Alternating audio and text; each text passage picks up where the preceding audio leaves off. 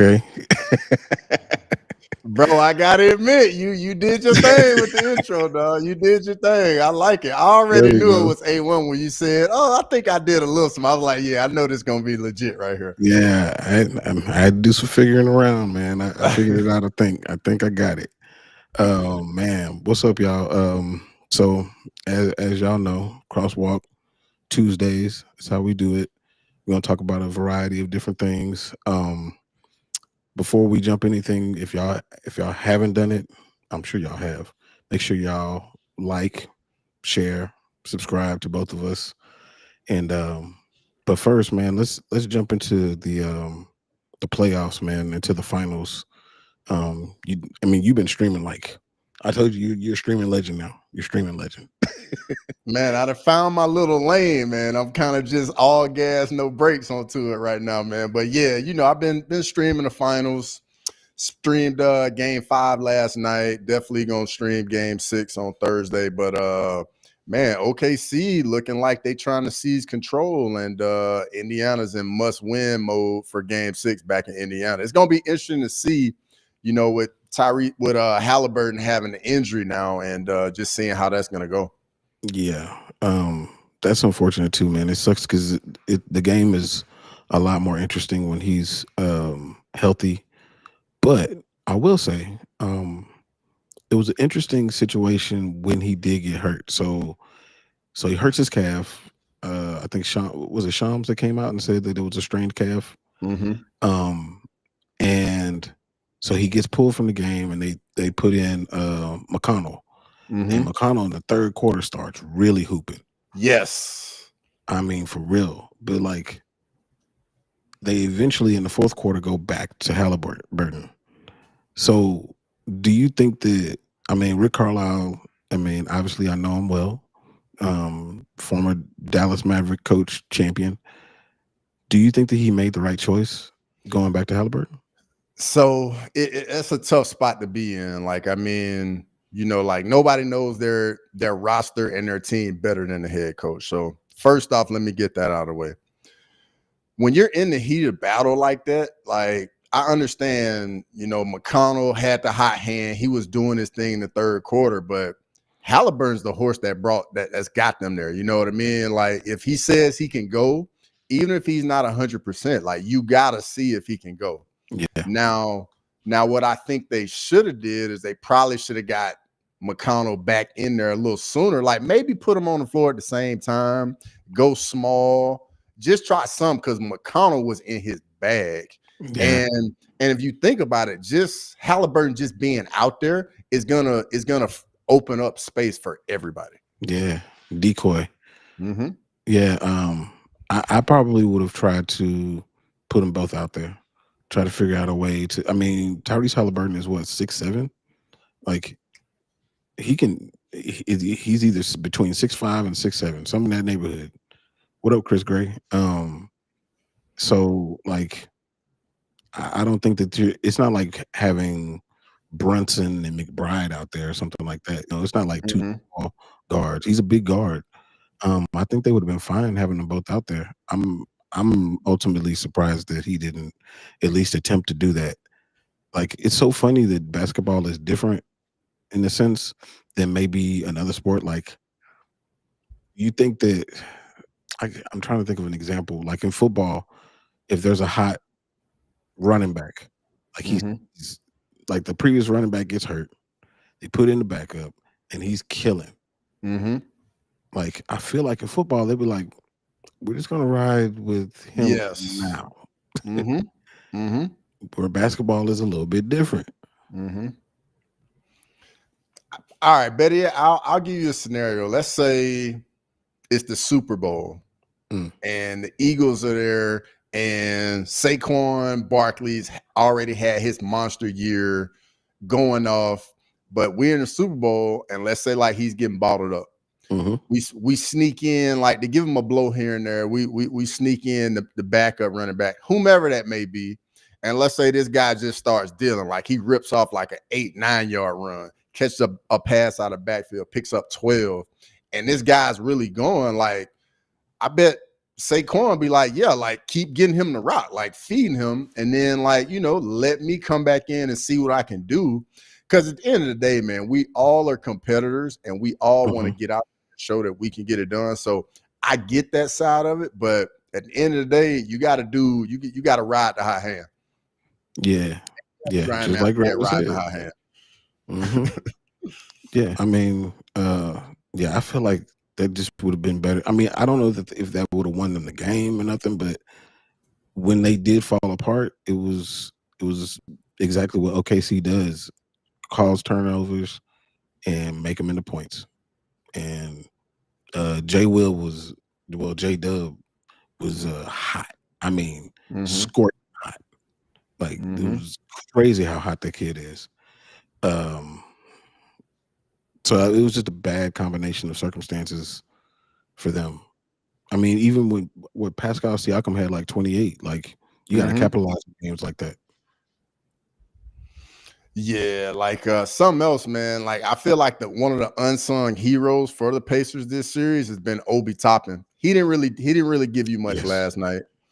And just like I kind of been saying on my streams, like the role players, like, yeah, they may have a game here and there where they go off, but you can't count on them to do that night in, night out. Like that's what your superstars are supposed to do. You know what I mean? Like I think the one dude off the bench that had the monster game, couple games, is it Mathurin, something like that? Like, yeah, man, yeah. Like he went off the other night and then he didn't really do much last night. So it's just kind of one of those things, man. You just got to try and figure out like who's got the hot hand and just ride with it. Yeah, that's true. What's up, y'all in the chat? Grimy, Lazy, Lane, Chris Cushman. Yeah, dude. Do you think the series is over? Do you think that it goes to 7? I mean, I'm gonna be a little selfish here and say I hope it goes 7 games so I can stream 2 more times. 100%. Shout out to everybody in the chat, man. I absolutely love when y'all had the chat going crazy last night. Very grateful. Yeah, it was popping. Yeah, the chat was jumping last night. But I think what the injury to Halliburton is gonna be tough. But them going back to Indiana, like that's gonna give the whole team a little bit of energy. It's the role players typically play better at home, so I think your Obi Toppin's gonna give you a little bit more. McConnell's probably gonna do his thing, and then Mathurin off the bench gonna do his thing. So it's just gonna take a group effort as a collective, and they're gonna have to defend. Yeah. Hey, we're gonna get to this. We're gonna get to this one. Y'all just wait. Just wait. But yeah, I think that dude, the way that they looked last night, I don't know, man. I think it might be done at 6. It could be, but I mean, think about it. They were bad. down. They were down what? Like at one point, I think they were down like 16, 18. Yeah, 15 and 16, something like that. Yeah, and then they cut it to 11, and they cut it to 8, and then they cut it to 6. I'm like, oh, we got a game now.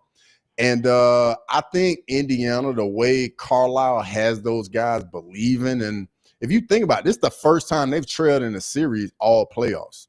Like these dudes, all they know is like, hey, we're not going away from anybody. We don't care what the lead is. Like, we're not gonna fold. We're gonna keep playing, and we're gonna get back into any single game. So don't count Indiana out.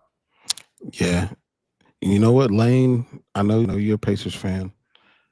She said, I see the Pacers getting a win at home tomorrow in the game 7 more. The way the Lane has been betting this year, I'm entitled to just go with that. She's been hot. I have not been hating. I ain't been hating on them. I've been real.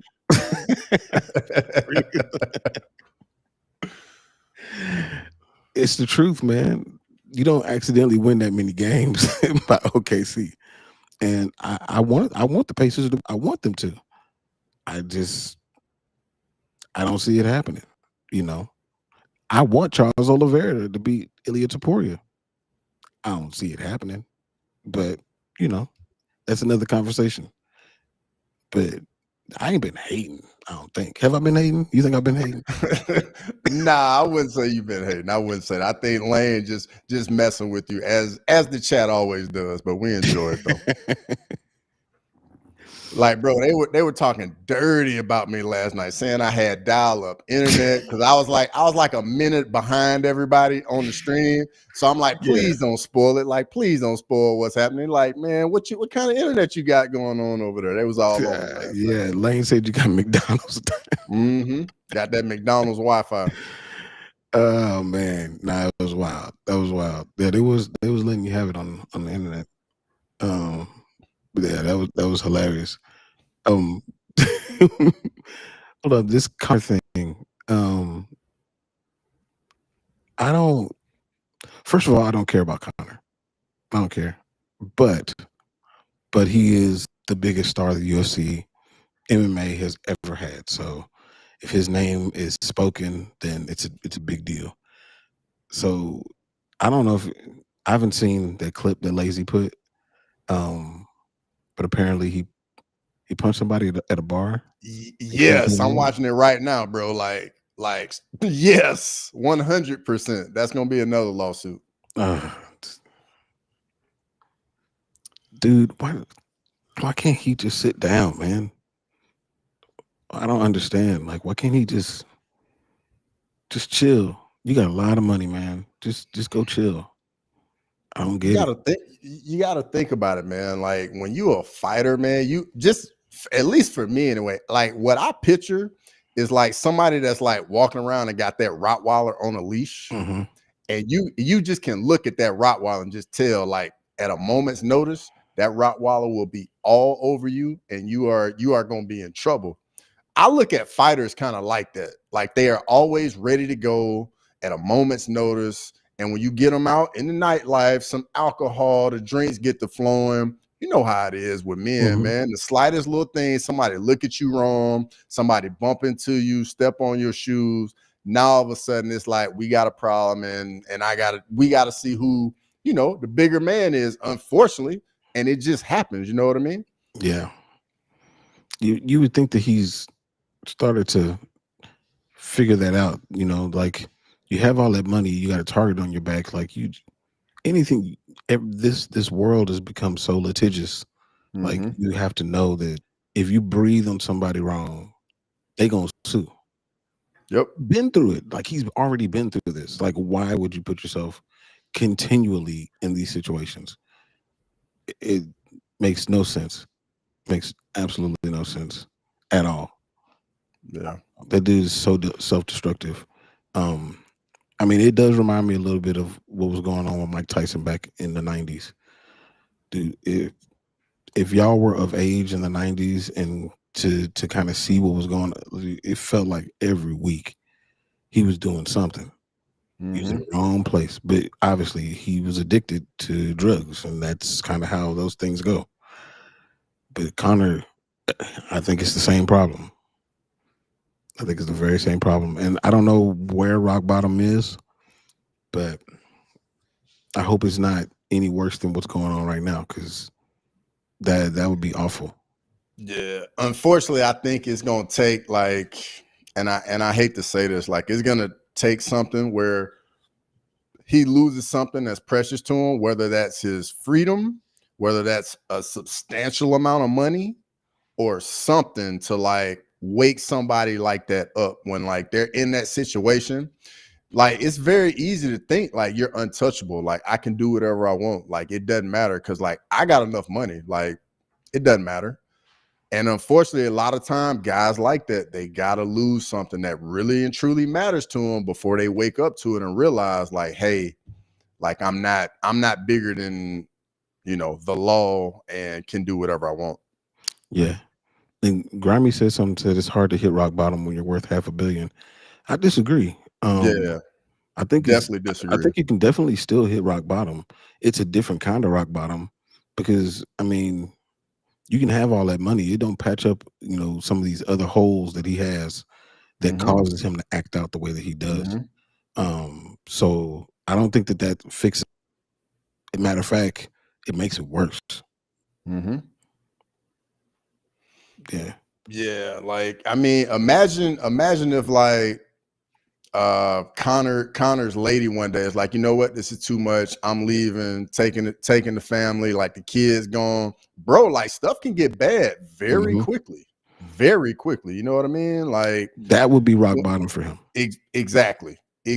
And I think if something like that were to happen, I think it would get even worse for a little bit before it would get better, because I think he would lash out and react to something like that happening. And then something else would have to happen, and then he probably could like get back on the right track. But I don't want that to happen to him. Like I truly hope that doesn't happen, and I hope like somebody can really just get through to him. Yeah, somebody he respects. Shoot, that's where Mike Tyson comes in, because he can do all this already.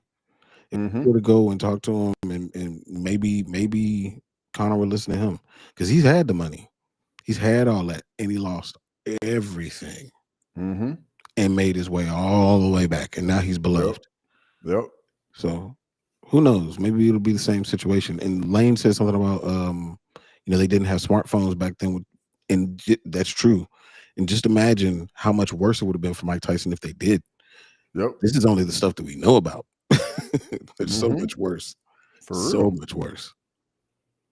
Like imagine if we were coming up in the smartphone era, because I know me and you both have done plenty of dumb things, just like everybody else in the chat has. And thankfully, there were no smartphones to record it and us to get in a little bit of trouble. You know what I mean? Like be on YouTube, I can tell you that. Yeah, exactly. Not exactly. You know, like if we all do dumb stuff at some point. You know. Yeah. Oh boy, they were talking about Lane. Oh, I did. Did you see Nick Diaz? No, I ain't see it. What happened? I just saw a picture of him. I don't know if he's in rehab. I don't know what's going on, but bro was sitting in a swing. Like it looked like a swing at a park, and it looked like he was talking to a therapist or something, like, which is great if that's a therapist, because he needs it. Because the last time we saw him, before that, he was trying to light some grass on fire. Like, this dude is being caught in some of the worst situations. But Nick is another one, and hopefully Nate doesn't go that way. But Nick is another one that needs some help, like for real help. Just like BJ Penn needs help. Like them dudes need some serious situations, like serious therapy. Conor need to go to the same therapist. What up, Frankie? What's up, Frankie? Good to see you here. Yeah, on that. Yes, I'm sure he was on that. He probably has a consistent supply of it. Consistent. That sucks. That really sucks for him. So on to UFC stuff. This past week, Kamaru Usman, he beat Joaquin Buckley, and we've had to hear about it relentlessly over and over for the past few days, and we're probably going to continue to hear about it. Yep. Ola is going to let us know so much. But what do you think? Well, one, I know you picked Buckley. I did too. Why did you pick Buckley, and what do you think went wrong? So I picked Buckley just because, I mean, I was just looking at Usman had won a fight since 2021, 38 years old. Buckley was on this 6-fight winning streak since coming down to welterweight. And I thought he would be able to, the physicality would kind of nullify what Kamaru Usman typically uses in his fights. And boy, was I wrong. We saw a vintage performance from Kamaru Usman.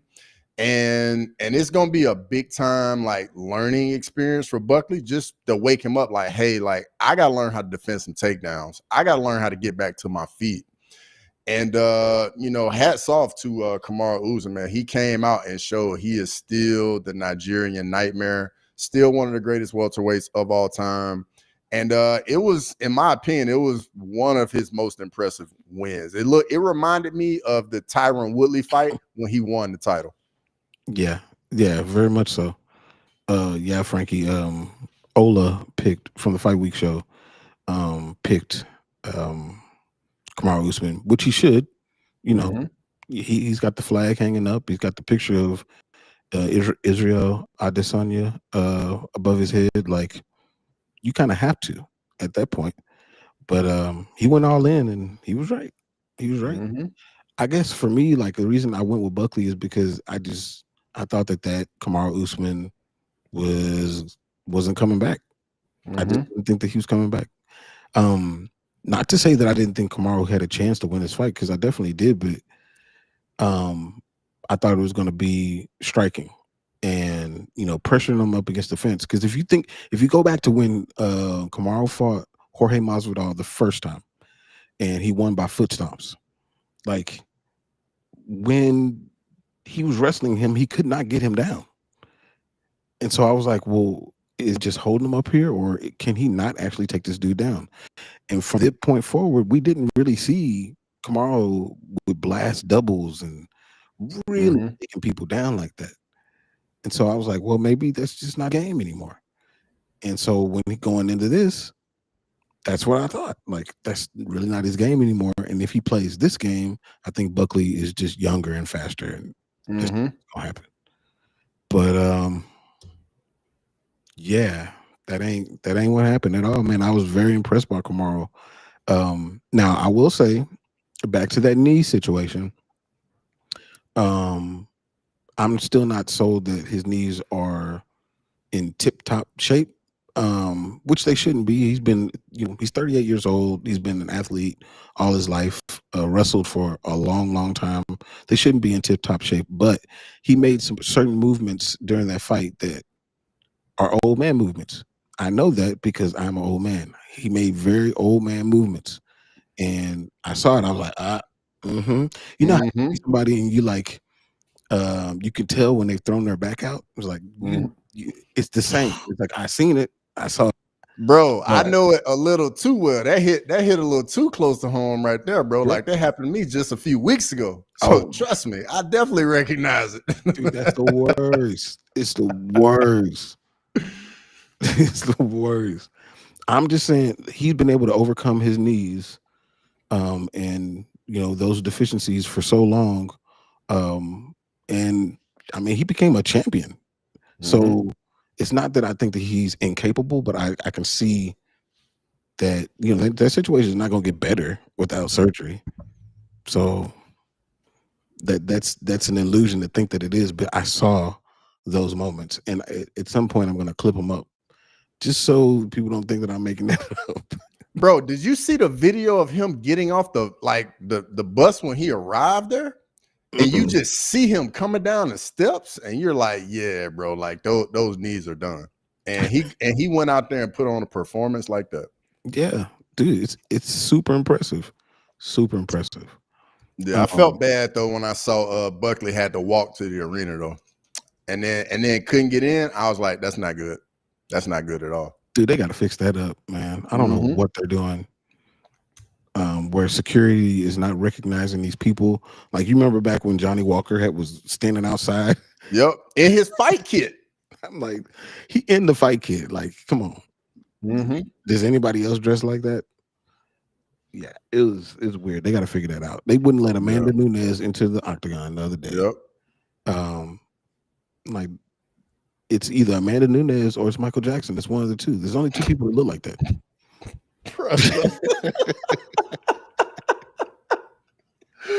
Oh, hey, it's funny because I had a couple people say the exact same thing to me when it happened. Y'all, come on, Chad. Y'all, Amanda Nunes look like Michael Jackson for real. Like, legit. She looks like Michael Jackson. But yeah, they got to fix that situation up, man, because that's ridiculous. And then one that we didn't talk about, that, I mean, because Ola's been on his victory tour about Usman, is the fact that Rose Namajunas did what she was supposed to do and beat Miranda Maverick. What did you think about that fight on both sides? So, I mean, like, Miranda Maverick had the knee injury in that fight, and it definitely, you could tell as soon as she got up, she couldn't move at all. But hey, when Rose shows up, she is a problem for whomever it is. Like, we got to remember, she's still one of the greatest female fighters ever. Yep. So when she shows up and she got her mind right and she's sticking to her game plan, mixing it up, like she's a problem to deal with. And respect to her. And I'm glad she's still taking care of business, still doing her thing. And I'm curious to see what's next for her. Yeah. And that's going to be very interesting in that division. Like that division is really hot for is. And if y'all haven't seen the video, I did a video about the bantamweight division. Y'all should go check it out. But for as terrible as I think that division is, this division, like flyweight, has a lot of contenders in it. A lot of different storylines that can be brought to the forefront, including, Zhang Weili. That's a super hot division. Super hot. Big Unc said Rose versus Jasmine. I'm not mad at that. It's not a bad one at all. It's not a bad one. I want to say we matched up Jasmine with somebody else recently. Natalia Silva. Yeah, maybe. I guess it just depends on the Zhang Weili and Valentina Shevchenko. Yeah, that determines everything right there. Yeah, but you know what? That's a question I want to pose to the chat. Do y'all think that it should be Valentina Shevchenko versus Zhang Weili, or should it be Valentina Shevchenko against Natalia Silva? Which one would you prefer?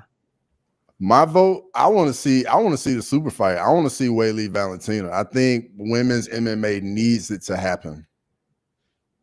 Like if you think about it, like it just makes sense, At least for me. Like I think Weili's done enough to where she's earned the right to go up to see if she can be a double champion.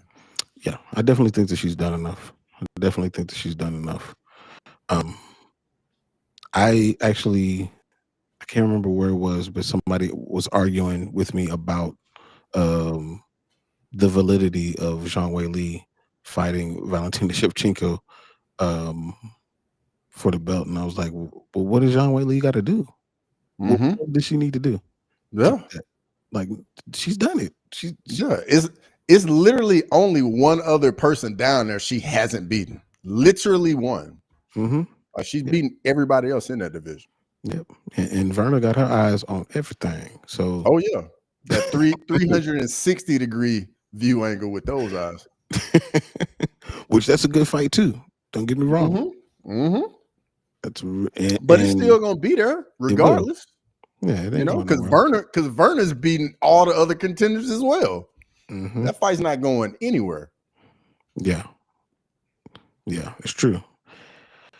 But Lane said that she thought that Rose is a boring fighter. I don't think so. I don't think Rose is a boring fighter. I think she had a boring fight, a very boring fight, one of the most boring fights in the history of the game. Yeah. But I don't think that she's a boring fighter because, at the same token, you could say, is Francis Ngannou or Derek Lewis, are they boring fighters? No. And then I think you together also, they are. you also got to take into account, man, that Miranda Maverick and Rose, like they had already trained so much. So there was a lot of familiarity there.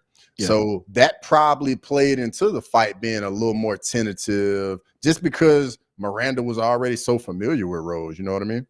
Yeah. And Miranda hit her with some shots, man. Miranda's getting better. She's definitely getting better. It's just she got somebody that had a little bit more experience and she had an injury. This is how it goes. That's how it goes. And I think the Weili Valentina fight, like just the matchup and how it all goes down, bro, it's how could that not be a good fight? Because if Valentina wants to wrestle, Weili can wrestle. If she want to strike, Weili can strike. And I mean, and it's trying to like get you out of there. Like I love watching Weili fight. I've always loved watching Valentina until really. And recently she's gotten very grapple heavy, which is fine, but it's just not who I learned to love, while she was, shooting up the rankings. And I don't really vibe with it as much. But yeah. But I think I think what ended up happening is like when she had the trilogy with Grasso, she learned that like, oh, on the feet, like other people have a chance. But if I just use the grappling, smother them, like I can win fights and I can make title defenses and I can get my belt back and all that. And I think it was just one of those things. Like she made a conscious choice, like winning at all costs is what is important to me. Yeah. And I respect it because at the end of the day, if you're winning, you're gonna get paid more money. You're gonna get pay-per-view points. Like it makes sense. It does. I can't argue with her. I think that she needs to I don't know how that fight with Jean Lee would go if she is just grapple heavy. Can she out grapple Jean Lee? I'm not sure. Chris Cushman says pick Val. I know if Chris Gray was in here, I know he's picking Val. Oh yeah. I know that. He got an unhealthy obsession with Val. Let's see. All right, so anything else from the UFC Atlanta? I mean, we got one more we can touch on. Malcolm Wellmaker. Yeah. Like yeah. I like the guy, man. Like the energy, big time power, man. How can you not like that? He got a different kind of power at bantamweight. Of course, you know, like we don't know what he looks like off of his back yet, what the grappling, what the takedown defense looks like. You know, there's still a lot of questions, but I think he should get a borderline guy like 15 to 20 range. See how that goes, and then let's get him up in those rankings. Yeah, I would like to see him fight somebody who is a little bit more on the grappling side. I don't want to see him like you know, people were talking about, you know, obviously Peyton Talbot has a fight coming up against Felipe Lima, but regardless of that, people, you know, been mentioning Peyton, and I just don't like that. I don't like matching up hot prospects that early. Yeah. But I would like to see him against somebody who has more grappling, just to see that other side of his game. I mean, I literally have no idea what he can do. Exactly. So exactly. I think that would be good to see. But I would try to give him a little bit of the Sean O'Malley. Let's slow roll him a little bit before we jump him into, you know, fighting somebody close to the rankings. Like, give me 2 more showcase, not pull out fights, and you know that test you, but don't test too much. And then let's see what you can do at the bottom of the rankings. Wellmaker against Cody Garbrandt, like that's not. Ooh, bro, y'all doing Cody dirty there. Y'all trying to do that's not a good matchup. That chin with Wellmaker's fist, bro, that ain't cool right there. If y'all want Cody, they get some brain damage, some more brain damage. Dude. And Cody had moments in that fight where he looked like Cody, but then his fight IQ started to creep in a little bit. Bro, that was another pick that just hurt me, dog. Just hurt me. Wellmaker against Adrian, no. Why? I don't want to do that, because one of them is going to get carried out on a stretcher. It sure will be entertained, but their career will be damaged. Yep. I think that we get that fight eventually, but now that's a lot, man. And Adrian he's becoming a vet. You know, yeah, he's taking some damage in his last few fights too. Yeah, like Rob Font did some bad things to him, and then Jonathan Martinez ate him up with leg kicks. Man, Yanez is probably like on the mend, and like it's like, hey, I need me a little tune-up fight. Yeah. I say, look. Speak of the devil. Here we go. Of course he's gonna jump in the stream. Of course he's gonna jump in the chat.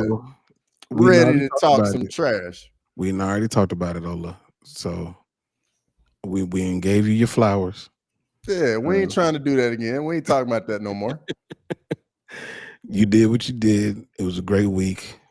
Congratulations. Usman, enjoy it, Ola. Still need to be put on the charger. I'm telling you now. But Great win for him. Great win for you.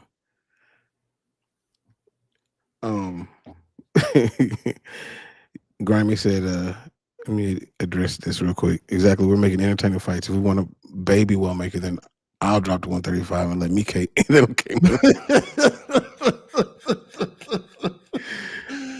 Oh, we're not man, babying him, man. I just think you don't throw him in there into the deep end just yet. I mean, Adrian Yanez was fighting the number 8 ranked guy at the time. So, like, come on, like that's far on the other side of it. I mean, don't get me wrong, Chris Moutinho is not, a world beater, but I say you just give him another step. Yeah, I agree with you on that. Yeah. Let's see. Zach Dolan said, "When are we getting a good card?" That wasn't a complete 317. Not good. 317 is good. Yeah. I mean, we just gotta wait a little while longer. Okay, that's interesting. I didn't see that it got moved. I saw that it got canceled. Well, I'm gonna be honest. 318 needs it. The headliner 318 is Dustin Max Holloway. Oh, right. Okay, yeah. Yeah, but otherwise, bro, that card is very light. Very light. Yeah. Do you think that card should have been a pay-per-view? Like, I understand the BMF is on the line, but should it have been a pay-per-view? And I love Dustin. Look at my hat. Like, I love Dustin. That's my boy. That's one of my favorite fighters of all time. But it can be a pay-per-view, but I don't think Dustin and Max are to the point to where like they can carry it and it doesn't matter what you put underneath them. Like, I think that card needed some bangers in front of it as well. I mean, I don't think that there's too many. There's Alex. And then the super fight, Kayla and Amanda. Those are, I feel like, is that the only, and then of course Tom and John, if that ever happens. I feel like those are the only things that could possibly just carry a card and it doesn't matter what happens afterwards. Mm-hmm. I can't think of anything else. Those are big fights. I'm a little biased. 319, I don't care what's underneath it. I don't care. The main event, that's all I need. Hamzat and DDP? DDP, that's all I need. That's been my most look forward to fight of the year for me. Yeah. No, I'm looking forward to that. I just want Hamzat to be champ, man. I really do. Me and you both. Yeah. And I don't know. I like DDP, and I like his trash talk because it's so weird. But but I don't need him to be champ. I really don't. And then just like what Ant said, he said he hopes Brendan Allen versus Vittori is not the co-main. Bro, that is the co-main. 100% that's the co-main. I mean, they have a story, obviously. Yeah, with the whole like punching him in the was that a casino? He punched him in? Casino. Mm-hmm. Yeah. But that's, to me, that is the UFC missing the moment a little bit. I feel like they should have made that fight immediately afterwards. Like, that should have been the first fight for both of them afterwards. But that happened so long ago. Now they're gonna have to dig up footage to try to, and they probably ain't gonna do that to try to get some heat behind this. Like, they missed a moment, man. They really did. Yeah, I think Grimy said Wellmaker versus somebody else in the chat. It was Wellmaker versus Charles Jourdain. I like that. I think that's a good matchup for him. Maybe. Man, I almost want to pick somebody whose name I don't even know. Like, just pick some random person. Let's get and then let's get a Charles Jourdain or Adrian Yanez fight. I don't know. Maybe I am babying them. Maybe it is just me and I'm babying them. But I just don't like. I don't like the term fraud check, and I think that fraud that term comes up more often than not when you put somebody in a fight that you know good and well that they're not ready for. Yeah. Like, that's just like Joe Pyfer against Jack Hermanson? Yes. Like he wasn't ready for that fight, man. At all. But Wellmaker against Barcelos. Now that one, I think I like that one. I like it, but it still makes me nervous that Barcelos is going to do the same thing he did against Peyton Talbot and just wrestle him and hold him down for 15 minutes. True. Just like same thing with Ricky Simone. Ricky Simone is definitely going to do that. Exactly. 100% going to no do that. ifs, ands, and buts about it. Yeah, 100%. Okay, so I want to dive into this really quick before we talk any more about welterweight, because I really want to dig into some of these welterweight conversations. So we have our tournament going on, and we're down to the final 2 fights before the final. So we got Jack Della Maddalena against Shavkat Rakhmonov and Bilal Muhammad against Islam Makhachev. Which fight we getting into first? Let's go with JDM against Shavkat.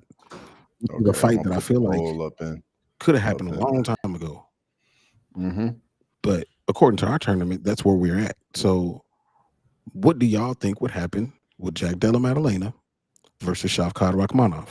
So anybody that's in, I know we're multi-streaming this right now.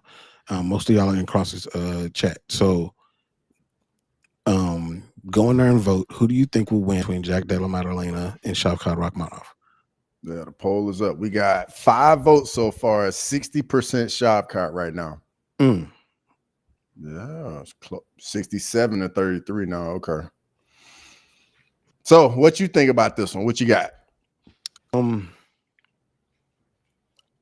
Well, I think that what I thought I was going to understand after the fight with Bilal is more of what JDM's takedown defense, grappling ability, defensively and offensively would be. And because of Bilal's different game plan, we didn't really learn that. So I don't have that going into this fight. I have no idea how he trains with Craig Jones. I know that Craig Jones says that he's really good, but I haven't seen it in the fight. I saw what Gilbert Burns was almost able to do to him. So that definitely makes me lean more towards Shavkat.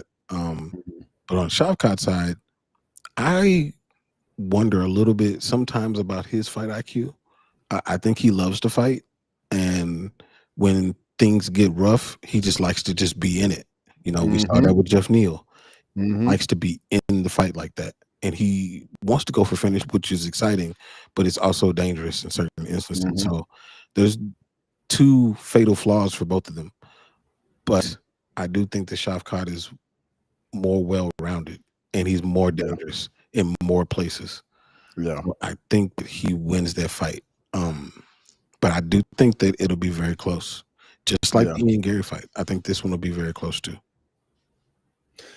Yeah, man, in this matchup, I think that's a really good matchup. First off, I think the diversity of Shavkat is what really gives him the edge, in my opinion. Because I mean, Shavkat's really nasty in the clinch, and that's someplace we haven't really seen what JDM can deal with in the clinch. And you know, wherever the fight goes, Shavkat can get a finish wherever the fight's at. If it's up against the cage in the clinch, he can choke you out right there, as we saw with the Jeff Neal fight. If it goes to the ground, he can ground and pound you. He can submit you. I think that in the striking, it'll be a bit more even, just because if we look at the Bilal fight with JDM, the striking in that, like I would say, that JDM got the better of it overall. But Bilal was landing. We saw how JDM's face looked at the end of the fight. Yeah, like he was landing. So I would lean Shavkat as well. Let me check out the polls. So the polls got it 80-20. So I think we can probably end that one. Yeah. So Shavkat advances. God, dog. Are y'all respecting JDM a little bit? Bro, 80, and we had 15 votes, 80%. So, okay, so y'all voted 80-20 for Shavkat. Do y'all think it'll be a finish, or do you think it goes to decision? Shavkat only has 1 decision on his entire record. see. That's interesting, man. I thought it'd be a little bit closer. I thought that it would be Shavkat, but I thought it'd be a little bit closer. Yeah. And Frankie reminded me that he did pick the Pacers show to go far in the playoffs. He was right. They're gonna lose the series more than likely, but he did pick the Pacers to get this far, 100%. Look at Frankie, man. Frankie just been on a roll here for a little bit. Frankie, I see you. Yeah, dude. Last year, man, he couldn't pick anything wrong. Even if he was trying to pick something wrong, he couldn't pick something wrong. He was just hot. The same way the lane is hot right now. The same way that Ola was hot last week, but he's gonna be probably shit this coming up week. Yep. All right, so let's go to this next matchup. Bilal Muhammad versus Islam Makhachev, so-called brothers. Yeah, this is they know each other extremely well. Extremely well. How do you think that fight goes as you put that in the chat? Put the poll up. Yeah, I got the poll up. I think Islam, I think it's one-way traffic. I don't think Bilal gives Islam any type of problems at all. The game that Bilal wants to implement, in my opinion, Islam is better at it. And then on the feet, to me, Islam's a better striker. Really good kicks, whereas Bilal is pretty much, he mixes in the hands. And I think the threat of the grappling is what allows him to land. But with Islam, that threat isn't going to have the same type of effect on him because they've trained. Islam knows the type of threat Bilal is. And he'll, like, between me and you, Islam already knows, like, yeah, I'm not really worried about him trying to get me down or do anything. So, and I think Bilal's mindset going into that fight of having trained with Islam, he's like, all right, well, I can't really use my plan A. I gotta do some stuff I don't traditionally try to do, and I think that's only going to get him out of his game. Yeah, I definitely think that Islam wins, but I have a question. Who do you think has better cardio, Bilal or Islam? What kind of cardio are we talking about? If we just grappling for 25 minutes, Bilal. If we on the feet, a little bit in the clinch, like Bilal's not taking Islam down. Like, but if Islam gets on top and he's in control, I think Islam's cardio will be fine. But I personally don't think it would even matter because I just don't see Bilal getting Islam to the ground. Yeah. Yeah. The only reason I say that, and mind you, I do think that Islam would win. Matter of fact, I think Islam might finish him. But I do wonder that in the 4th and 5th rounds, if you go back and look at Islam against Dustin Poirier, against Volkanovski, in those 4th and 5th rounds, he was laboring a little bit. He won those fights. He won them. But, we're nitpicking. He was laboring a little bit there. So I wonder if that would make things a little bit more interesting. But absolutely, I think Islam walks directly through Bilal. Yeah. Bro, it's 10 votes, and it's 100%. We can end that one already. Yeah. That's a former champion, man. Come on, y'all. They don't remember the name. No, Sniff. Nobody thinks that Bilal could beat Islam. Nah, nobody thinks that at all, Sniff. Nobody. Interesting. See, look, I ain't the only one that thinks he has wrecked knees. I'm not the only one. All right, so which leaves the final at being, and we might as well just do it now. Islam Makhachev against Shavkat Rakhmonov. Who do y'all think wins out of Islam Makhachev and Shavkat Rakhmonov?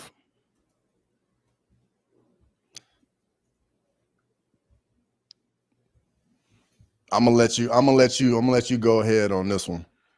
Oh man. Gosh, this was a tough one. This is a tough fight. You know what? I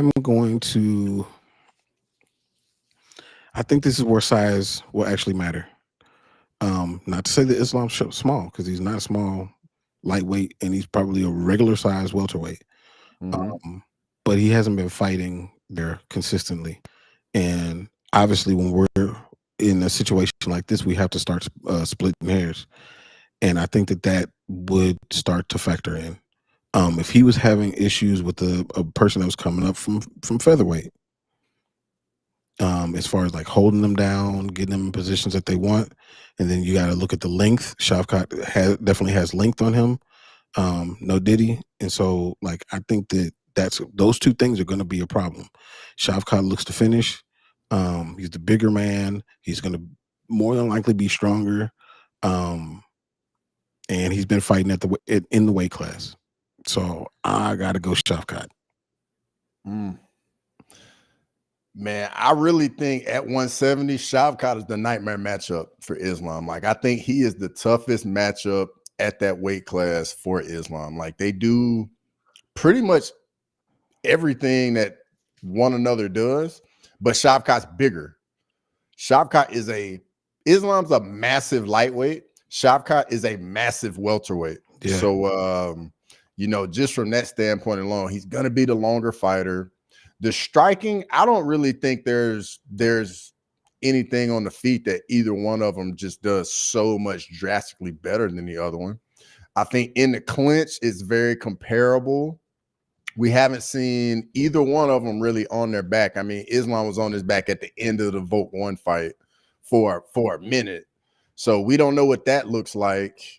One little avenue I do have, path of victory for Islam, though, is like him mixing it up with Shavkat, like mixing up the striking a little bit and then like sneaking in that single leg, or like they're in the clinch and then he goes for like one of those judo throws, one of those trips real quick, just to keep Shavkat guessing. So I think Islam's fight IQ will definitely have him in the fight. But ultimately, I think Shavkat would get it done just from being, he's so well rounded and he's the bigger guy. Yep. 100%. What up, Sterling? Yeah, that was a huge no Diddy. Had to be sure. You got to be certain in these days and times. Things get clipped up and taken out of context. So, yeah, we're not going to have that. But what's the poll looking like? Let's see. Again, no Diddy. It is 50-50, and we got 6 votes. Oh. Yeah, it's a good one. Oh. Grammy says Shavkat is bigger naturally, which, yep, 100%. Big Unc said it's a 50-50 type of fight. Oh, man. So if they had that fight, where do you think would be the perfect place for that fight to take place? That's easy. Abu Dhabi. Abu Dhabi, 100%. Like both sides are going to be happy about it being in Abu Dhabi. If you were to ask Islam where he would want to fight, I think he would say Abu Dhabi. And I think if you ask Shavkat where he wants to fight, he would say Abu Dhabi. So to me, that would be the perfect place for it. Oh, so is it still 6? Is it still tied up? Like, bro, it's still 6 votes, 50-50. All right. So yeah, Lane's right. We need a tiebreaker. So Sterling, you in the chat. Who do you think wins this fight? Shavkat Rakhmonov or Islam Makhachev for the welterweight strap? There's no American in it, so we don't know which way he's going. Yeah, it's true. If there was an American, we already know where that's going. Oh, yeah. He's going to pick an American every single time. Apparently, except when it's black on black violence, apparently. Yeah.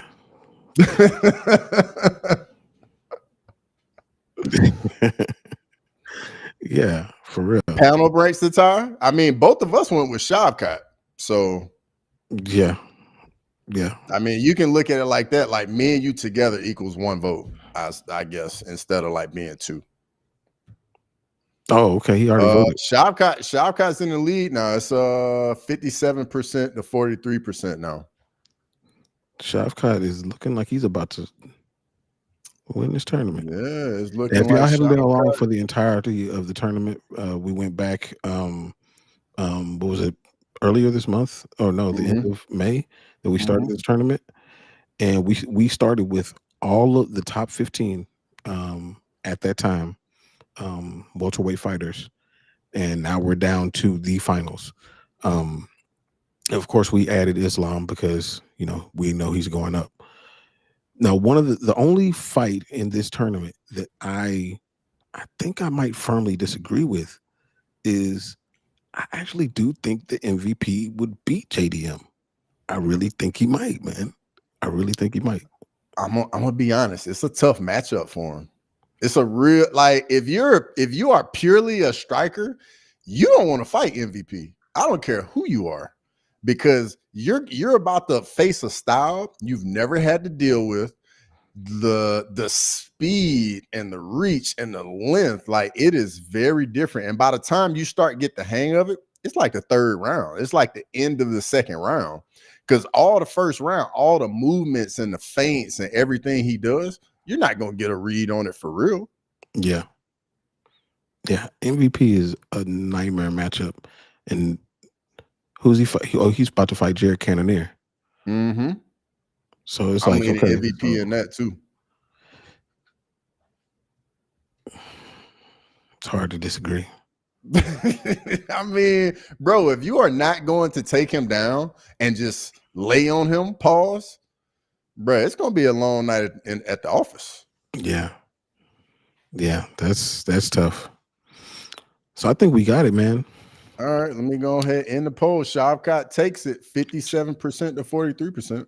Shavkat is the rightful welterweight champion according to this tournament. That's impressive. Which leads me to the next thing. Okay, so we talked about Usman beating Buckley, and he has called for a title shot, respectfully, not demanding it, but saying that he feels like he's done enough throughout his career to earn it. We know that Islam Makhachev is going up to fight JDM. Shavkat, I don't know how far he is with his injury, but let's assume that he's coming back relatively soon. Ian Gary beat Carlos Prates. And Sean Brady beat Leon Edwards. So we got that log jam up there, which is a good thing to have, honestly. How do you think that these things should be matched up, assuming obviously the JDM Islam fight is what's going to happen there? All right, these are the matchups. I mean, I'm definitely open for interpretation. Like, let's change it up, whatever. I think Bilal Usman should happen. Sean Brady, Ian Gary, and Shavkat. I'm erring on the side of, like, he's not ready right now, and he's still gonna need a little more time. And he's kind of like the odd guy out, and he might benefit just from being the odd guy out. And then when the champion, whenever that fight happens, Shavkat just might be the guy that's available at the right time. You know what I mean? Kind of like what happened with Dustin Poirier when he fought Islam at 302, I think, or 30, something like that. One of those. Yeah, but I mean, anyway you slice it, like, mismatch those matchups, I think those people should be fighting. But I don't think Usman should go right into a title fight off of one win. Even with all those title defenses. Even with the title defenses. Like, I mean, cause let's think about it. If let's just look at it this way. Shavkat was the guy before he got hurt, right? Yeah. Leon Edwards defeats Usman back-to-back fights. Sean Brady finishes him. So how does someone say, all right, Usman, you're in front of Sean Brady after he just finished the guy that beat you twice? It's true. In his backyard. It's true. That's true. Because I know on Pound for Pound, Henry Cejudo was trying to compare Kamaru Usman's situation to Volkanovski's situation before he got a crack at the belt again. And I feel like you kind of really can't compare the two. It's similar, but not enough the same to where for Volkanovski, they get a title shot. Like, Mm-hmm. Usman, I feel like he was gone much longer. And it's just I don't know if the way the division is set is not the same as the way that featherweight was set at time, to where there was no clear situation to put there at that time. And yeah, for Kamaru, there's too many people ahead of him in the queue. Yep. And just think, he's ranked behind Leon Edwards still. As he should be, because he got beat twice. Exactly. Got beat twice. Yeah. Yeah. I think I agree with that, man. I think that Usman and Bilal already have heat. Yeah, just go ahead and book it. I mean, not book it right this second, but make sure that happens. Usman knees can't handle the weight of the belt. Grimy, man. Like you come up with some good ones. I'll give it to you. Andrew, what's going on? Good to see you in here, brother. Oh my God. Whoa Black Betty agree with you. He's third or the fourth in line. If he beats Bilal, I don't know. If he beats Bilal, do you put him in depending on who wins? Like, is that what we do? I literally think it really just depends how the top of the division unfolds. Because let's say Usman beats Bilal, but let's say Sean Brady beats Ian Gary. Are you gonna put Usman over Sean Brady? You know what I mean? Like, it really just depends, like, who fights who and who beats who, pause, and how it looks, how entertaining it is. But I mean, hey, I wholeheartedly understand where Usman is coming from. Being a former champion, all the title defenses, he's a vet in the game. And think about it. It's the same thing Justin Gaethje's saying. These vets, man, they ain't trying to like having to fight again to get a title shot because they know how rare it is and how tough it is. So I wholeheartedly get it. I understand. Yeah. I think that the Bilal fight is right, and he just has to go out there and make a statement versus Bilal. If he goes out there and puts him away, then it's a different conversation. Ideally, I think he puts him away, he'll be about to turn 39. So there's not a large shelf life on this. Exactly. So I feel like you let him fight Bilal, he wins, then go ahead and throw him in there, see what happens. More than likely, he's fighting obviously he's going to be fighting a younger man. He's probably going to lose. And then you're done with that situation.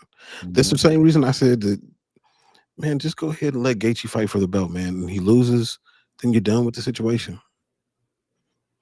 True. You're done. I mean, because you kind of did that with Dustin Poirier. They threw him in there against Islam. He lost. He had a good showing. He lost. And now we're on his retirement fight. Yep. You're starting to clean things out.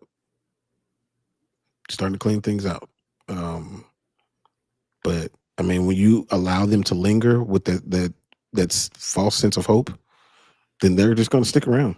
I think Gaethje's SOL, especially with Armand being the backup fighter for 317. Yeah. Like, Gaethje's either got to beat Armand or he's got to beat Paddy Pimblett. One of the two. Yeah, and I struggle with them giving Paddy Pimblett a tough road to get to this belt, especially if Ilya wins.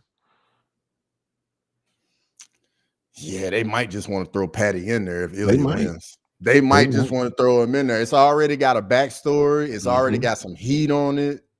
Bro, imagine if Ilya wins, they put Paddy in there and they put that fight in Europe. Bro, it'd be huge. Massive. Huge. It'll be massive. That's the perfect matchup to throw. That's the perfect matchup to throw at Spain right there. It is the perfect one. It is, man. And I thought that they lost that for a while, but I guess they knew like Ilya's going to make his way back. Don't even worry about it.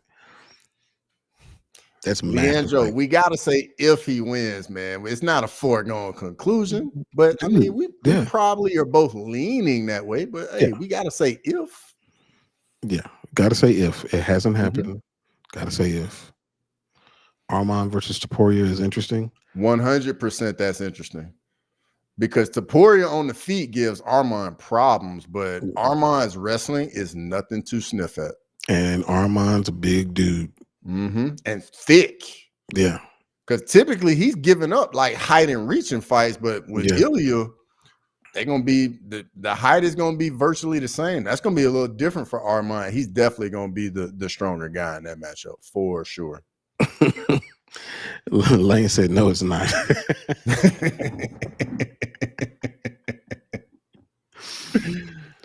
Dude, I don't know.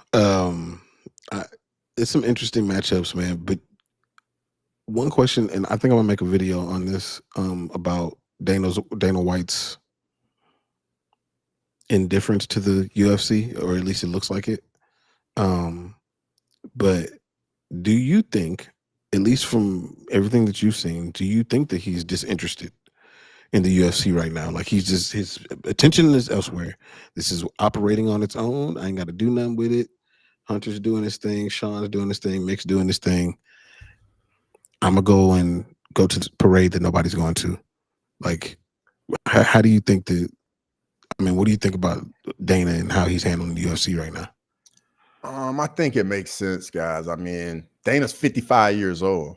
Like, you know, like I don't really see him being that guy at 60. Like, so when's that date gonna be? Is it 59? Is it 58? Is it 57? You know what I mean? Like, I think Dana sees the finish line in sight, and it's like, yeah, like I know it's getting close to time for me to, you know, go do something else. And I think he's been preparing like his successor with the UFC, but whomever that is, we need to see some personality. Like, we need someone to bring it, because Dana has meant so much to the UFC. And when people think of the UFC, they don't think of the fighters more so, they think of Dana White.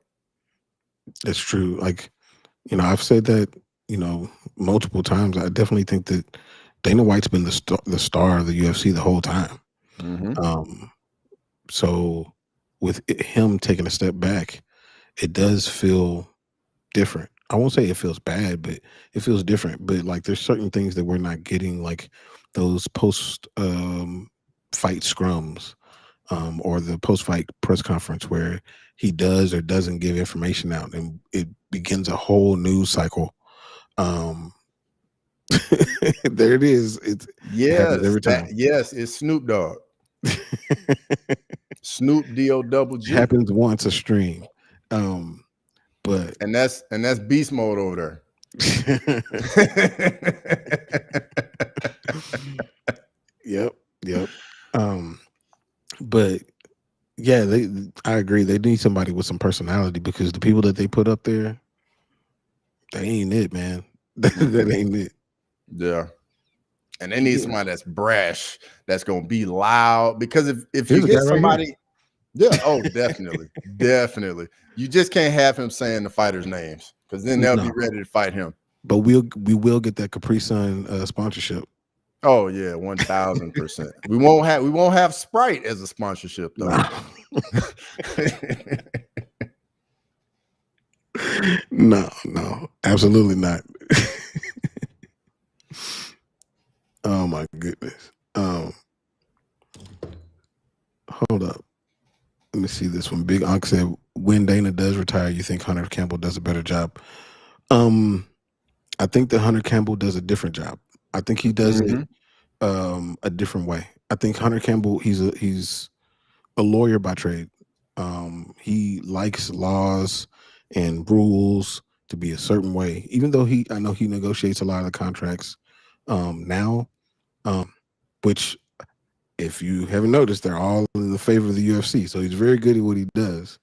But I think that he'll govern this a little bit more like a league than what Dana is a promoter, because that's not what he is. He's not a promoter. He's the person that's going to be able to govern the UFC. So it'll be very different.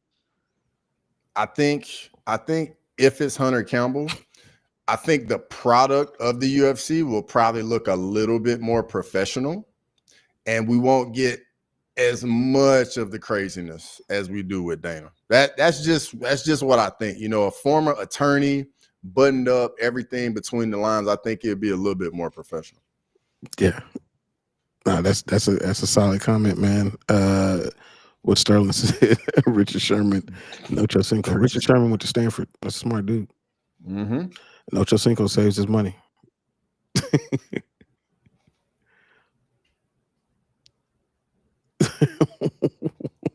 He's talking about you. Please sing a song. I heard you are singing.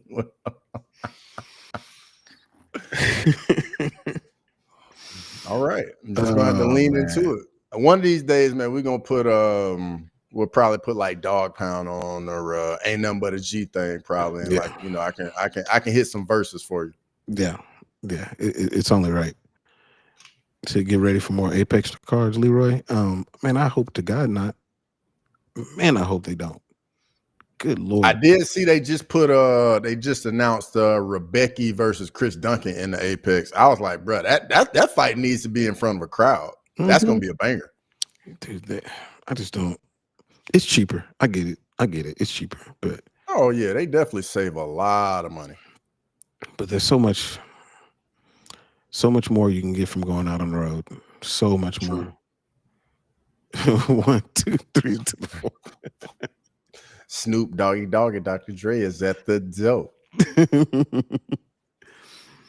Oh man. All right, I got to read this one word for word.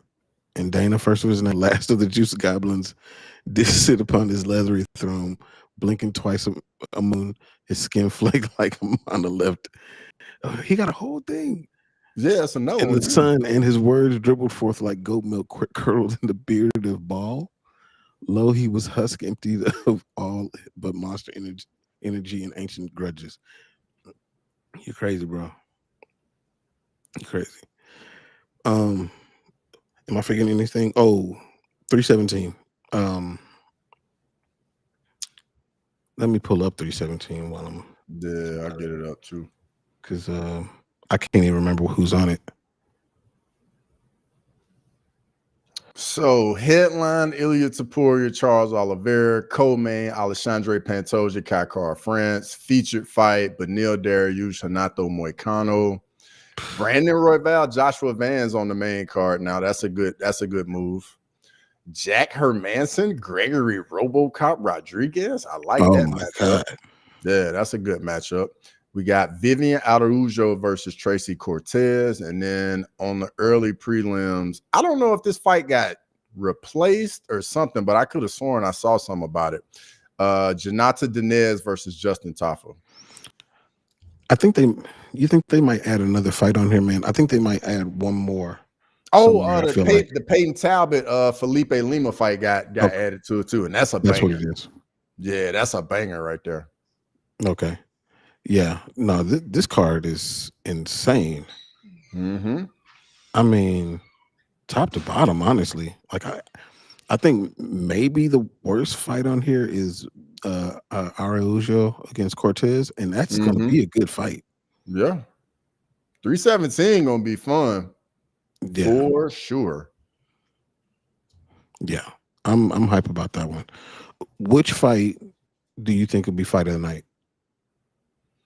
I mean, outside of the obvious choice, it might not be fight of the night. I mean,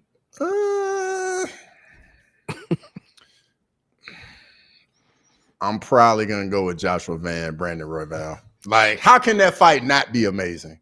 How can that fight not be amazing? I'm gonna go Jack Hermanson against Gregory Rodriguez. I think that fight's gonna be nasty. I think that fight's gonna play out however Hermanson wants it to play out. If he fights smart, it shouldn't be too much fun. Did Jack say Cortez gonna be a good fight? Man, I think this is gonna be a pretty decent fight, man. I think a big fight. Leandro says Dinesh looks like the penguin.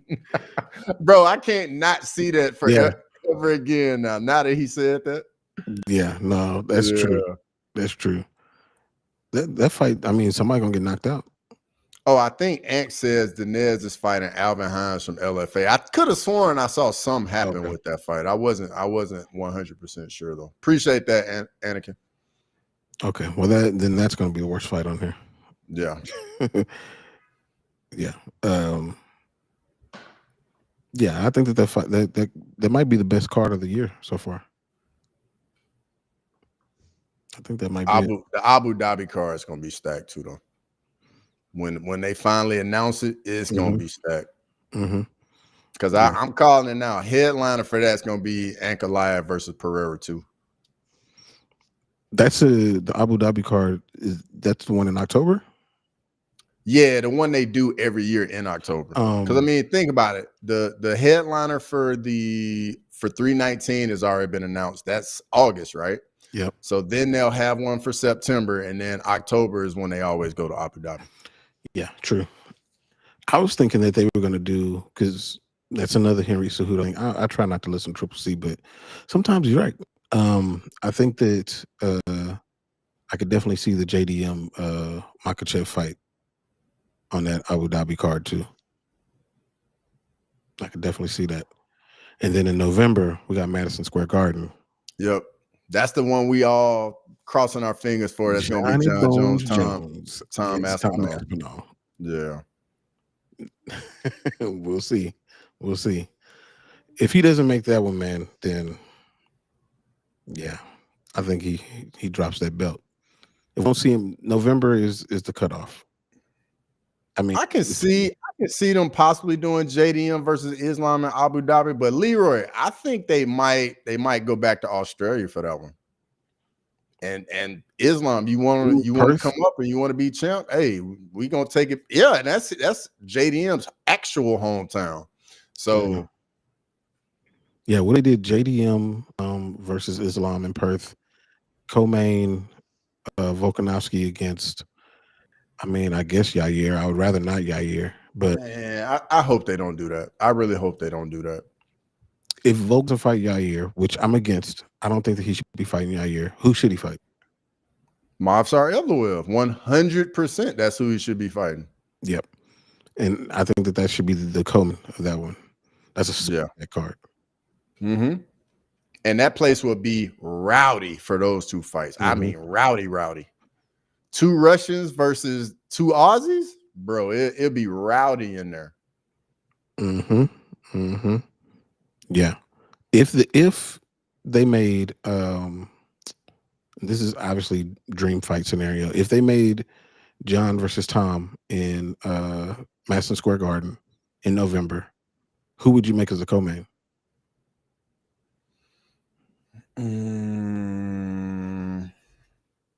I don't know who they is. The people that could do I think you probably would do like Marab versus whomever he fights next. Yeah. So still do a double champ situation. 2 title fights. Because you think about it, Marab just fought what, in May? Or was that June? That was what, early June, end of May? Yeah. And then turn around, he fights again in November.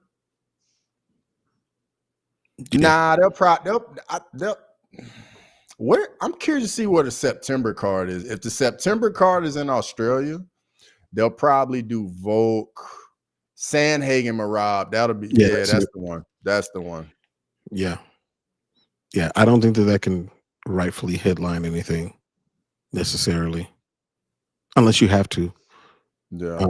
You'd have to do that. To be fair, though, 319 needs a co-main. Gotta have something to go with Hamzat DDP. Yeah, true. Marab didn't take any damage. Yeah, that's true.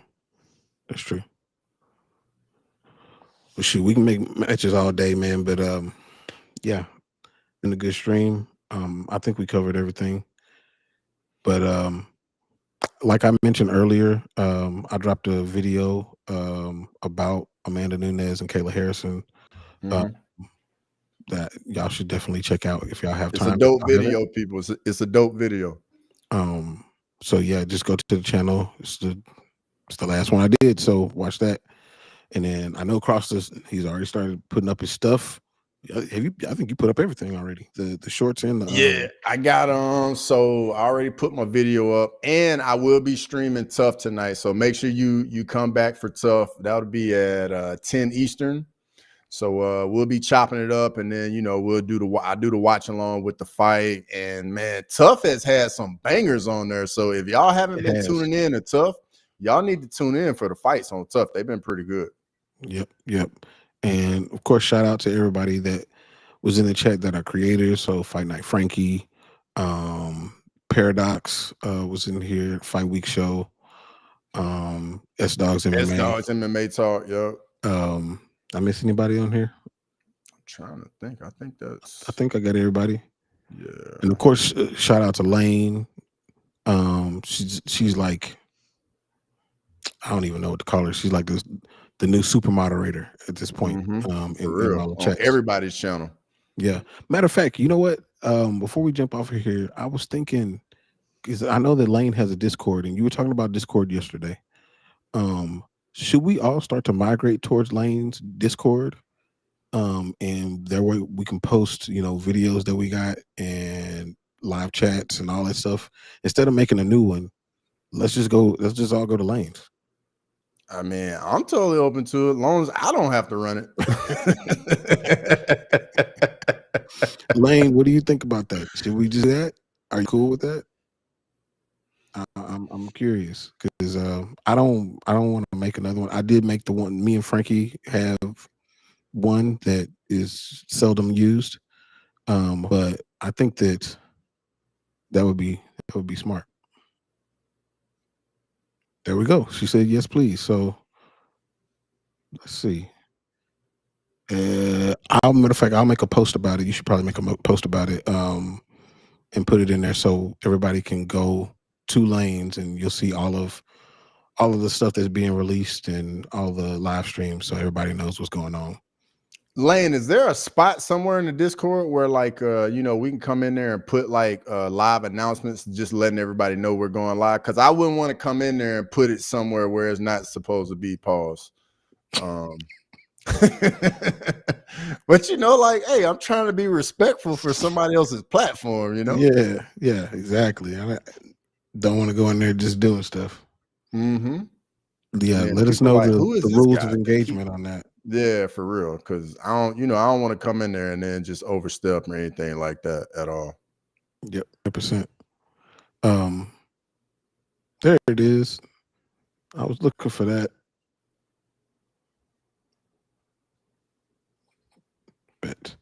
Okay, so I'll post that on my stuff, and I'll post it in socials and all that stuff, and we'll get that out there. Put it in the general tab. Okay, so you can put the live announcements in the general tab. Let me look, see. Okay, cool. Okay, all right, cool.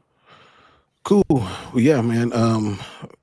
As always, man, we appreciate y'all jumping on here, and we'll be back next Tuesday. But make sure y'all are in for a tough chat tonight. Till next time. Yep. Peace.